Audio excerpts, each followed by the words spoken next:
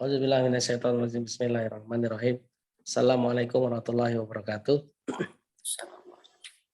Padahal tadi niatnya mau minta nasihat nih sama Ustadz Rocky karena udah lama nggak ada nasihat. Tapi tiba-tiba ditodong giliran saya ngomong. Harusnya tadi saya ngomong duluan ya sebelum ditodong. Oke, yang pertama alhamdulillah dengan izin Allah ada muhsinin yang mewakafkan sebesar 888 meter persegi tanah di Petukangan Selatan, di depan sekitar Universitas Budi Luhur seberangnya. Masya Allah, dekat dong rumah Iya, Ustadz Indra.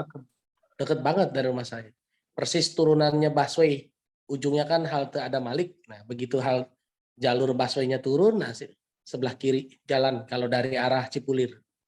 Alhamdulillah dengan izin Allah, insya Allah akan dibangun masjid supaya perizinannya mudah. Kita bangun musola dulu.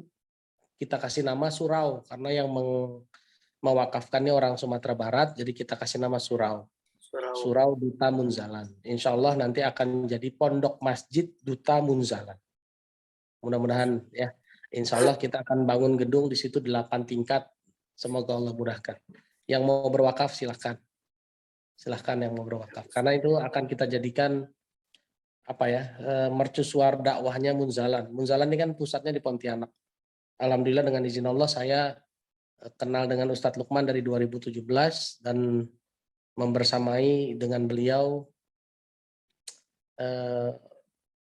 sekian lama ya, jadi paskas pasukan amal soleh, nganterin beras ke pondok-pondok tahfiz yatim, pondok yatim tahfiz, pondok duafa tahfiz sesuai dengan kota masing-masing. Jadi kalau orang Jakarta bersedekahnya di Jakarta, uangnya akan kita kirim ke pondok yatim tahfiz di Jakarta juga. Ini konsepnya sesuai dengan surat Quran surat Al-Baqarah ayat 215. Qul wa yas'alunaka madza yunfiqun. Qul ma anfaqtum min khairin falil walidaini wal aqrabin. Silakan kalau mau dibuka.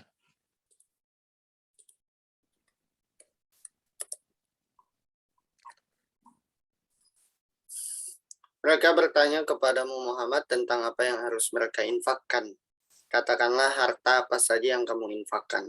Hendaknya diperuntukkan bagi kedua orang tua, kerabat, anak yatim, orang miskin, dan orang yang dalam perjalanan. Dan kebaikan apa saja yang kamu kerjakan, maka sesungguhnya Allah Maha mengetahui. Nah ini kalau kita bahas, ini kalau kita baca ini bisa jadi urutan Mas. Urutan pertama kalau mau sedekah, orang tua dulu. Baru kerabat dekat. Ya, makanya sedekahnya orang Jakarta kita kirim ke kerabatnya di Jakarta juga gitu, nggak di kota lain, gitu loh.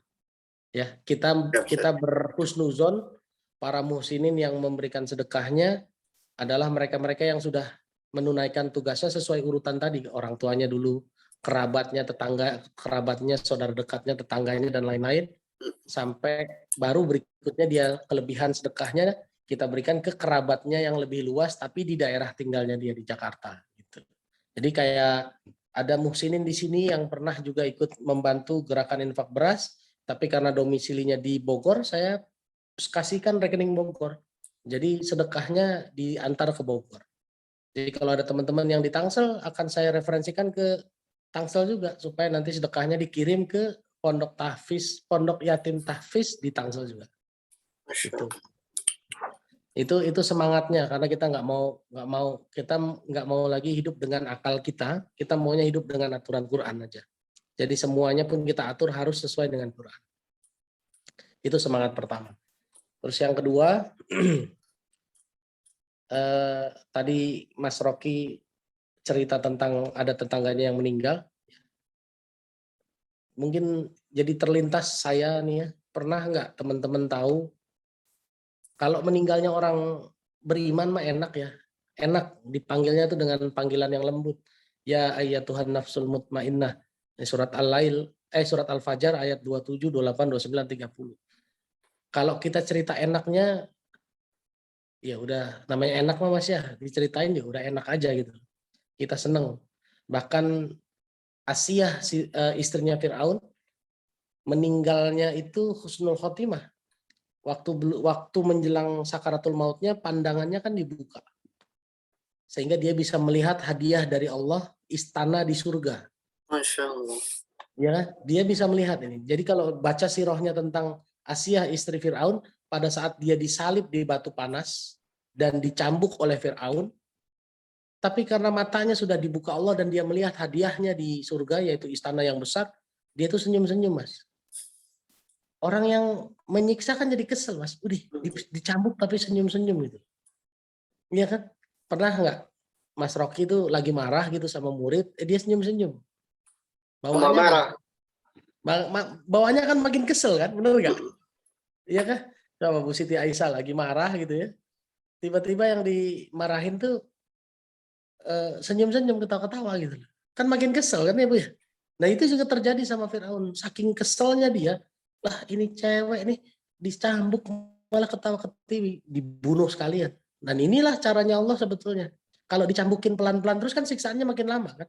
Masya Dibukalah Allah. matanya sehingga melihat surga dan dia bahagia sehingga nggak ngerasain sakit lagi. Fir'aunnya kesel dibunuh sekalian. Nah, kalau dibunuh sekalian kan selesai. Coba kalau disiletin dikit-dikit Mas, kan sakitnya lama, benar nggak? Matinya Betul. lama, sakitnya lama gitu. Jadi inilah sebetulnya kasih sayang Allah juga. Orang yang meninggalnya cepat itu karena melihat apa yang akan dia dapat. Nah, kalau cerita yang enak-enak itu semuanya senang-senang aja, Mas. Saya mau kasih lihat 4 ayat. Pertama surat 47 ayat 27.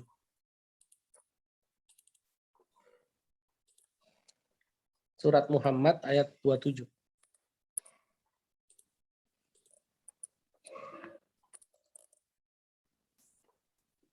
Maka bagaimana nasib mereka apabila malaikat maut pencabut nyawa mereka memukul wajah dan punggung mereka? Nah, ini teman-teman bayangin kalau kita meninggalnya begini.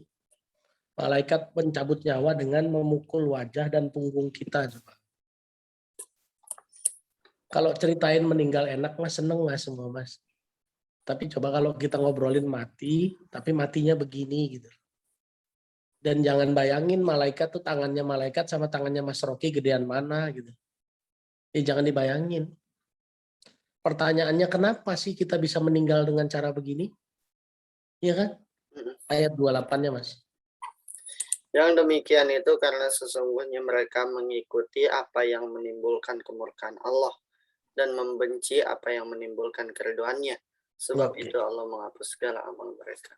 Nah, ini yang bahaya nih Mas. Kita mungkin sering melakukan aktivitas-aktivitas yang menimbulkan kemurkaan Allah. Dan kita sering meninggalkan aktivitas-aktivitas yang menimbulkan keriduan Allah. Aktivitas tersebut ternyata menyebabkan Allah menghapus segala amal kita. Coba bayangin. Coba. Amal kita dihapus, Mas. Coba sedekah sekian banyak, Al-Muluk sudah 100 episode, terus dihapus sama Allah gitu loh. Kayaknya gimana coba? Sedih. Ya nggak? Hilang gitu, rugi, Mas. Benar nggak? Rugi banget gitu loh. Kita udah capek-capek baca Al-Muluk setengah 28 tuh saya ingat saya setengah 12 malam. Begadang-begadang setengah 12 malam tiba-tiba kita melakukan aktivitas yang mendatangkan kemurkaan Allah dan aktivitas-aktivitas yang seakan-akan membuat kita jauh dari keridhaan Allah, amal kita dihapus. Coba. Nah ini nanti jadi pelajaran baru lagi Mas. Apa aja sih aktivitas-aktivitas yang mendatangkan kemurkaan Allah dan apa saja aktivitas-aktivitas yang menyebabkan menjauhnya keridhaan Allah ke kita. Ini perlu dipelajari lagi dan ini bukan pelajaran sebentar. Ini pelajaran yang harus dipelajari lebih dari 1 jam, Mas. Kalau kita coba, soalnya Al-Qur'annya kan 6.236 ayat.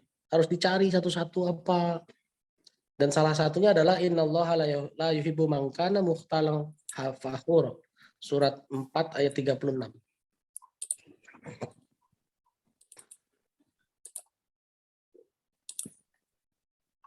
Ini judulnya apa, Ustaz? Yang mendatangkan keridhaan Allah. Ya, ini aja apa? Ya, ini apa? Mati su'ul khotimah. Oh, mati Kita lagi bahas gitu kan, kematian yang su'ul khotimah. Bentarnya Ustaz, lagi loading. Gak apa-apa. Nah, jadi ini salah satu aja Mas, salah satu. Jadi ini saya cuma ngasih contoh aja bahwa salah satu aktivitas yang mendatangkan kemurkaan Allah adalah sombong. Ya. Nah, pertanyaan kita, sombong itu apa? Hmm. Apakah cuma nyombong-nyombongin? Ujung ayatnya 36, coba dibaca dulu. Sungguh Allah tidak menyukai orang yang sombong dan membanggakan diri. Nah, sekarang pertanyaannya, yang sombong dan membanggakan diri itu kayak apa? Ayat 37-nya. Orang yang kikir, orang yang menyuruh orang lain berbuat kikir, Kikir. menyembunyikan karunia yang telah diberikan Allah kepadanya. Nah, jadi ciri-ciri orang yang sombong itu bukan cuma orang yang menyombongkan diri. Woi, gue pinter nih. Saya kaya nih, saya ganteng nih. Bukan cuma begitu, Mas. Ternyata yang pelit saja disebutnya sombong. Nyuruh orang pelit. Ada nggak nyuruh orang pelit sekarang, Mas? Ada. Ngapain Yang sih? paling sering muncul yang kayak gimana? Nyuruh orang pelit yang paling muncul, yang paling sering kita lihat.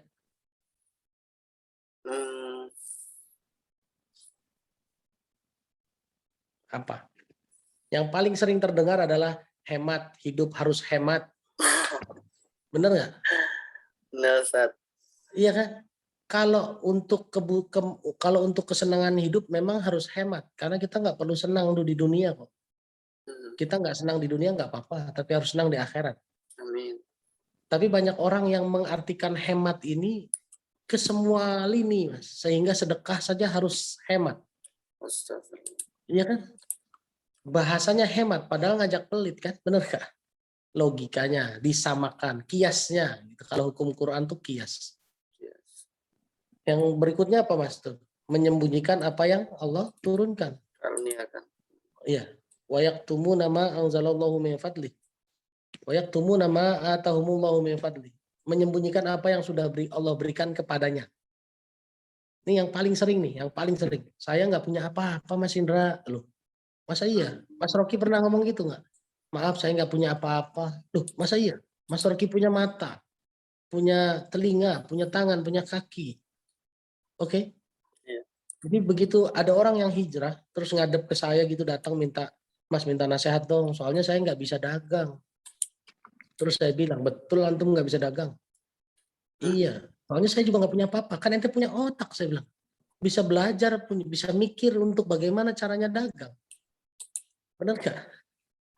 Jadi kalau dibilang saya nggak bisa, berarti termasuk menyembunyikan apa yang sudah Allah kasihkan ke dia. Salah satunya yang Allah kasihkan ke dia adalah mata, akal lah terutama. Bisa mikir, gimana caranya memulai dagang. Coba bayangkan, coba. Kita taunya sombong itu kayak gimana, sekarang ternyata Al-Quran menjelaskan sombong itu dengan cara yang lain, Mas. Benar nggak? Coba ayat 38-nya. Dan juga orang-orang yang menginfakkan hartanya karena ria. Nah, kalau ria wajar lah. Infakkan harta karena ria. Saya infak 1 miliar loh, lihat nih, saya orang kaya nih, oke lah, ria, pengen dipuji orang. Ya, itu udah biasa lah, oke lah. Udah biasa. Tapi yang di luar dugaan kan tadi, pelit, nyuruh orang pelit, dan menyembunyikan apa yang Allah berikan kepada. Jadi jangan lagi bilang saya nggak punya apa-apa. Kita orang beriman, punya apa? Punya mata, punya iman, punya akal, punya hati, punya tangan, punya kaki. Jadi kita punya segala macam ini kok. Jadi masih bisa nggak belajar? Masih bisa nggak bersedekah? Masih bisa nggak beramal soleh? Jelas masih bisa. Orang kita punya semuanya. Kan sedekah nggak melulu uang. Tabassumuka liwajhi ahuka sedekah, ya kan? Senyum saja jadi sedekah. Gitu. Nah, berikutnya Mas, buka gimana? Dan kepada orang lain ingin dilihat dan dipuji, sama ya Ustaz? Iya, sama aja. Itu masih di area-area yang umum kita tahu kan. Kalau itu kan kita umumnya tahu sombong tuh kayak gitu. Sekarang kita tadi kan surat 47 ayat 27 28. Ada amalan-amalan yang ternyata bisa membuat kita terhapus amalnya. Ya kan? Makanya bisa meninggalnya dipukuli wajah dan punggungnya.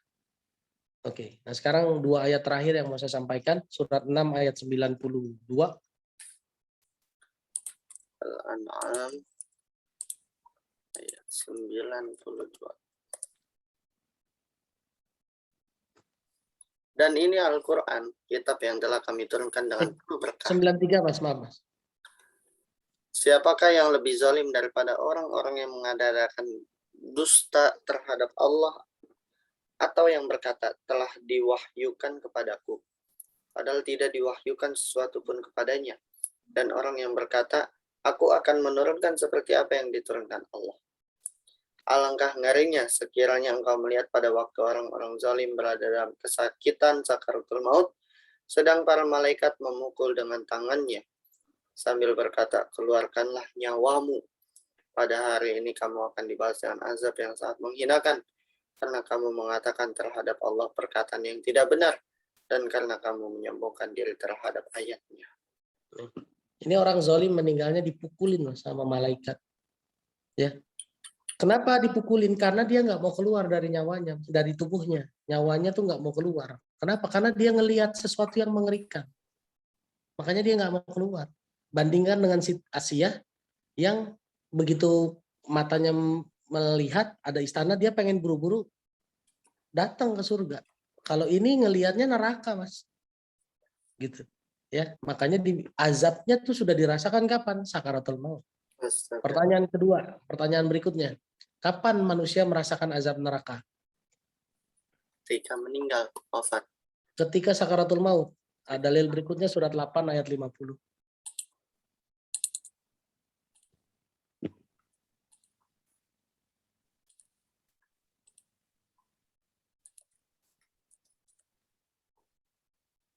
Dan sekiranya kamu melihat ketika para malaikat mencabut nyawa orang-orang yang kafir sambil memukul wajah dan punggung mereka dan berkata, rasakanlah oleh siksa neraka yang membakar. Ya. Ya. Siksa neraka yang membakar. Jadi sudah dirasakan saat sakaratul maut. Mencabut gitu, ya. nyawa. Jadi teman-teman semua kalau ada, ya makanya wajarlah Umar bin Khattab itu bilang kan, waqafa bil mauti, ya kan, cukuplah kematian menjadi penasehatku kan gitu ya. Kenapa? Ya kematian ini mengerikan. Kalau kita cerita enak-enaknya ya enak, tapi kan belum tentu kita mati enak. Bisa jadi kita matinya begini. Dan jujur Mas, saya barusan justru kepengennya minta nasihat. Tapi saya mempersiapkan ayat lain kalau tiba-tiba ditodong. Yang mau saya sampaikan di surat 34 ayat 14. Saya mau ngomongin setan, tiba-tiba ngomongin meninggal. Luar biasa, Ustaz. Saya mau ngomongin setan. Banyak orang yang datang ke setan seakan-akan setan tahu masa depan.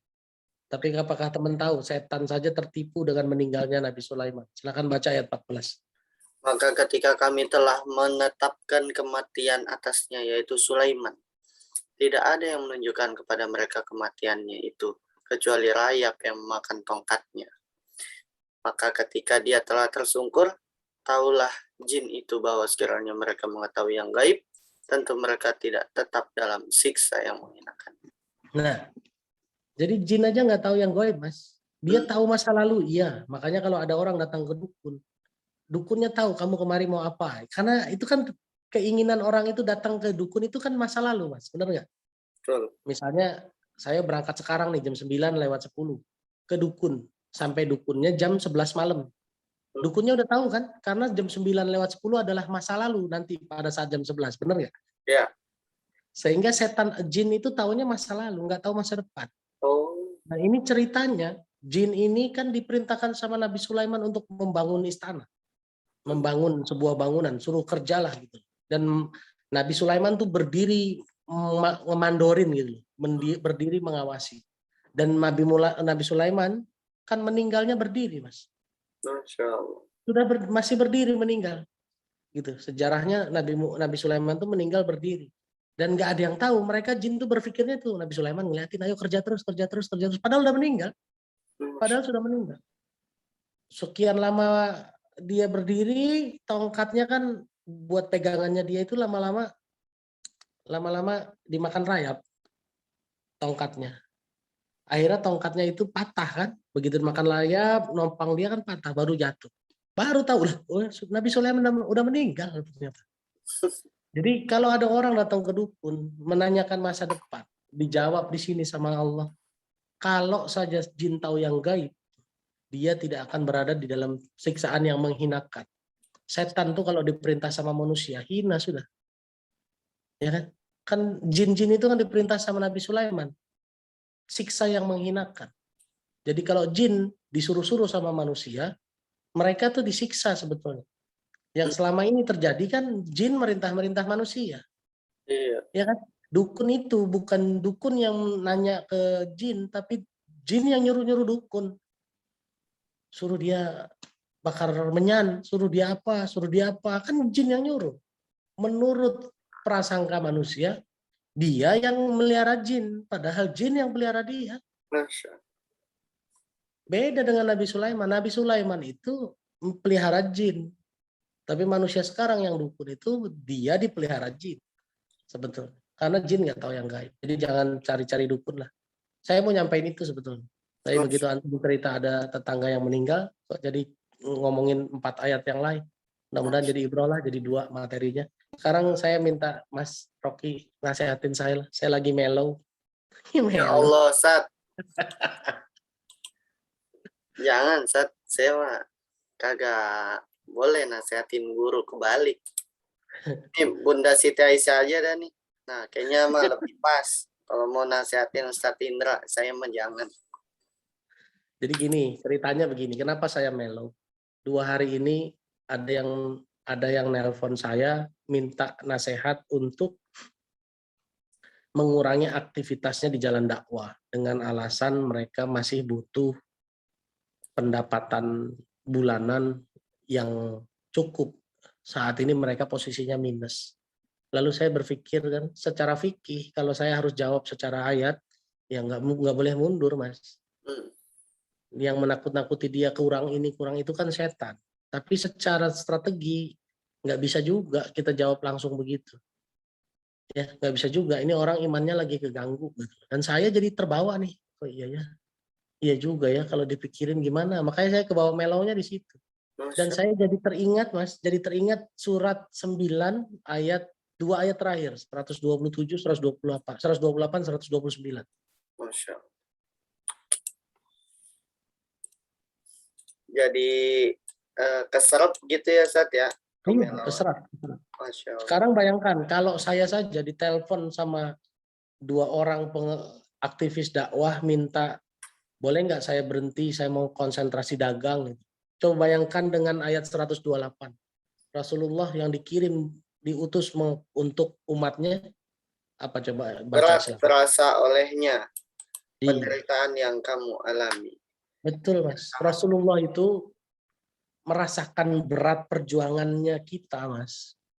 Berat perjuangannya sahabat-sahabat dulu pada saat berjuang, berdakwah bersama Rasulullah. Gitu. Jadi saya hari ini teringat ayat ini ya, saya memang bukan Rasul. Saya bukan Rasul.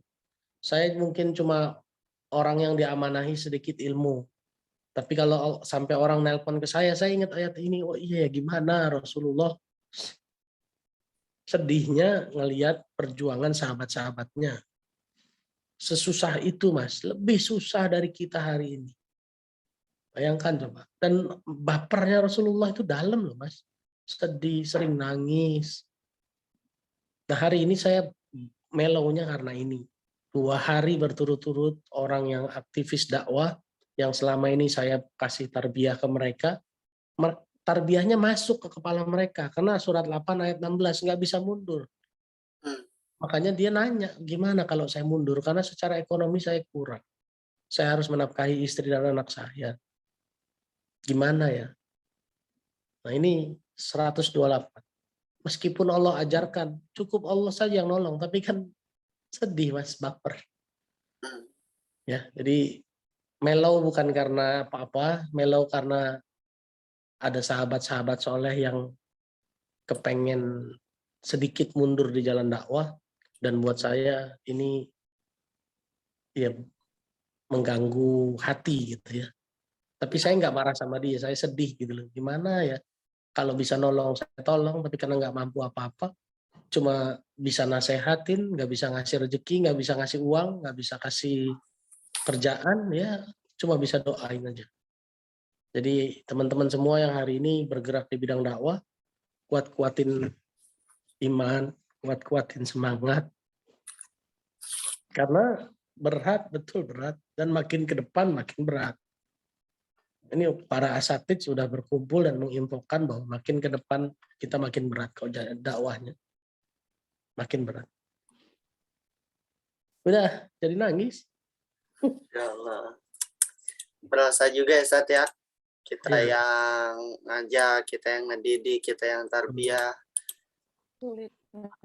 Masya Allah. Semangat Ustaz Indra ya. Itu aja dah. Doain ya, doain teman-teman semua biar pada istiqomah insya Allah. Amin ya rabbal alamin.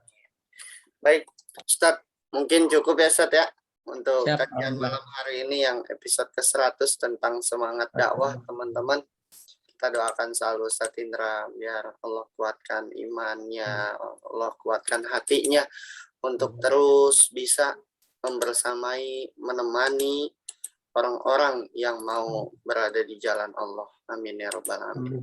Baik teman-teman sekalian, kita akhiri ASN pada malam hari ini dengan baca hamdalah. Alhamdulillah. Alhamdulillah.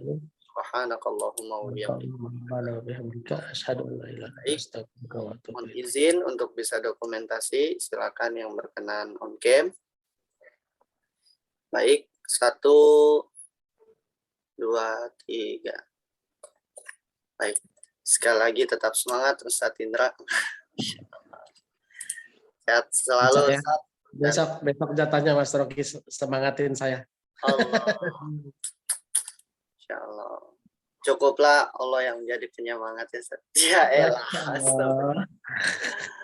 Baik, kita akhiri bersama dan baca hamdalah. Terima kasih banyak teman-teman. Assalamualaikum warahmatullahi wabarakatuh. Waalaikumsalam warahmatullahi wabarakatuh. Terima kasih banyak. Makan Ustaz. Ya, makasih banyak. Amin. Terima kasih.